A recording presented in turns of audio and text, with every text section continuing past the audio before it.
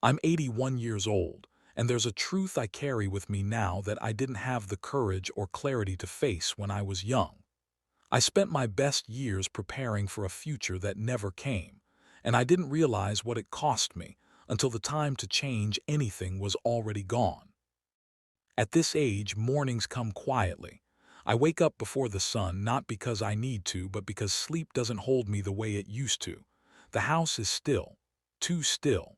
There's a kind of silence that only comes when life has already been lived. That's when the memories return, not all at once, just one at a time like they're waiting their turn. I'm not telling this story to be admired or pitied.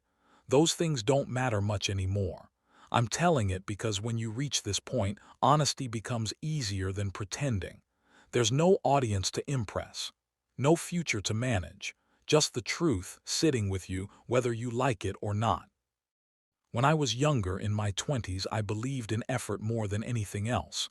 I believed that if I worked hard enough, stayed disciplined, and delayed pleasure, life would reward me later. That idea was everywhere, in my family, in my workplace, in the way people talked about success. It didn't feel like pressure. It felt like common sense. I took jobs that made sense on paper, stable jobs, respectable ones.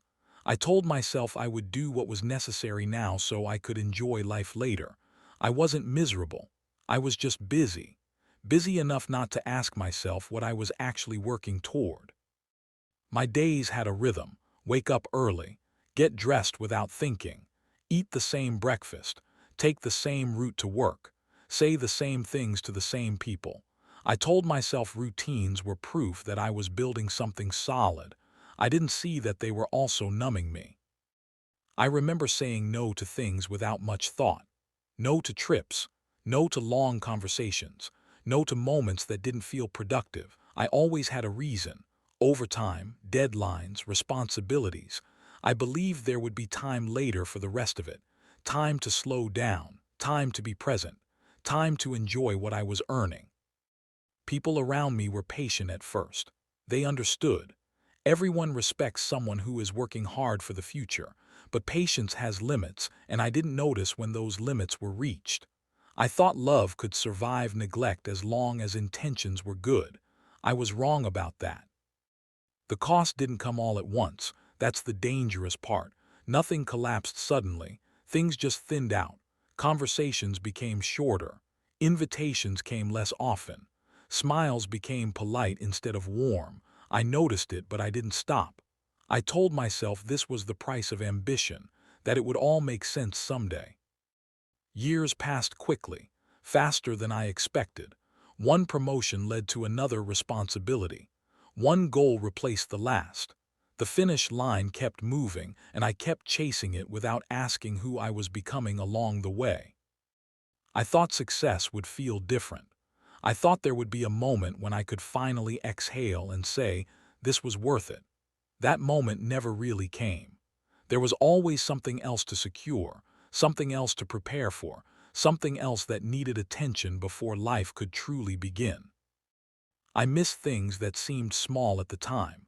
Birthdays I arrived late to, conversations I postponed, evenings when I was physically present but mentally elsewhere. I didn't see those moments as important. I saw them as distractions. Looking back now, they were the moments that mattered most. The turning point didn't announce itself. It came quietly, the way most truths do: an illness, a loss, sitting in a room where time suddenly felt very short. That's when the future I had been preparing for finally showed itself, and it wasn't what I imagined. There was no grand reward waiting, no moment of satisfaction big enough to replace what I had set aside. Just a realization that time had kept moving while I was busy planning how to use it later. Some things can't be fixed. Some people can't be reached anymore. Some chances don't return. You don't feel that deeply when you're young because time feels endless then. At my age, it feels precise. Every day has weight. I don't regret working hard. Effort matters. Discipline matters. Building something matters. But I regret believing that life could be postponed without consequence. I regret thinking that success lived somewhere in the future instead of in the way I showed up each day. If you're young and listening to this, I won't tell you to abandon your goals. Goals give direction. Effort builds strength.